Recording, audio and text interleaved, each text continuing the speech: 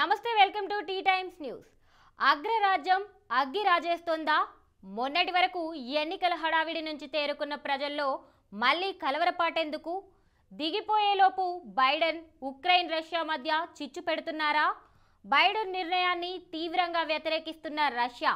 వీటన్నిటితో nuclear war వైపు అడుగులు తప్పదా అనే సందేహం కలుగుతోంది. అమెరికా అధ్యక్షుడిగా డొనాల్డ్ ట్రంప్ గెలిచారు. 2025 జనవరిలో ఆ దేశ అధ్యక్షుడిగా ప్రమాణ స్వీకారం చేయనున్నారు. అప్పటి వరకు జో బైడెన్ అధ్యక్షుడిగా కొనసాగుతారు. ఈ నేపథ్యంలో నూతన అధ్యక్షుడిగా డొనాల్డ్ ట్రంప్ కు వ్యతిరేకంగా ఆ దేశ వ్యాప్తంగా నిరసనలు వెల్లువెత్తుతున్నాయి. కార్మికుల హక్కులు, వలసవాదంపై ట్రంప్ విధానాలను ప్రజలు తీవ్రంగా వ్యతిరేకిస్తున్నారు. అధ్యక్షుడిగా ఎన్నికైన ట్రంప్ ఊహించిన విధంగానే సంచలన నిర్ణయాలు తీసుకుంటున్నారు. అక్రమ వలసదారులను తిప్పి పంపేందుకు సైన్యాన్ని కూడా రంగంలోకి దించే యోచనలో ట్రంప్ ఉన్నట్లు సమాచారం. ఆ దిశగా ఓ రిపబ్లికన్ కార్యకర్త చేసిన పోస్టును నిజమే అంటూ ట్రంప్ రీపోస్ట్ చేశారు. దీంతో ఎన్నో ఆశలతో అమెరికా వెళ్లాలని కలలుగనే వారికి నిరుత్సాహపరిచినట్లే అవుతుంది.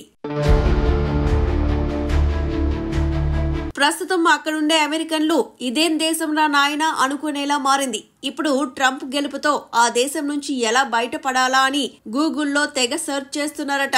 మరోపక్క కొత్తగా దేశంలోకి వచ్చే వారిని ఎదుర్కొనేందుకు సరిహద్దుల్లో భద్రత, నిఘా వ్యవస్థలను కట్టుదిట్టం చేసింది. అబార్షన్ చట్టాల విషయంలో ట్రంప్ వైఖరిని తప్పుబడుతున్న వారు అమెరికాను వీడుతున్నారు. ట్రంప్ రెండోసారి అధికారంలోకి రావడాన్ని టెహ్రాన్ తీవ్రంగా వ్యతిరేకిస్తుంటే ఇరు దేశాల మధ్య ఉద్రిక్తతలు పెరిగే అవకాశం ఉందని ఇరాన్ భావిస్తోంది. ఇప్పటికే ఇరాన్తో అణు ఒప్పందాన్ని రద్దు చేయడంతో పాటు తీవ్రమైన ఆర్థిక ఆంక్షలు విధించింది. ఎన్నికల ప్రచారంలో ఇరాన్ ట్రంప్ హత్యకు కుట్ర పన్నినట్లు ఆరోపణలు ఉన్నాయి. అలాంటి ఉద్దేశం మాకు లేదని స్పష్టం చేసింది ఇరాన్.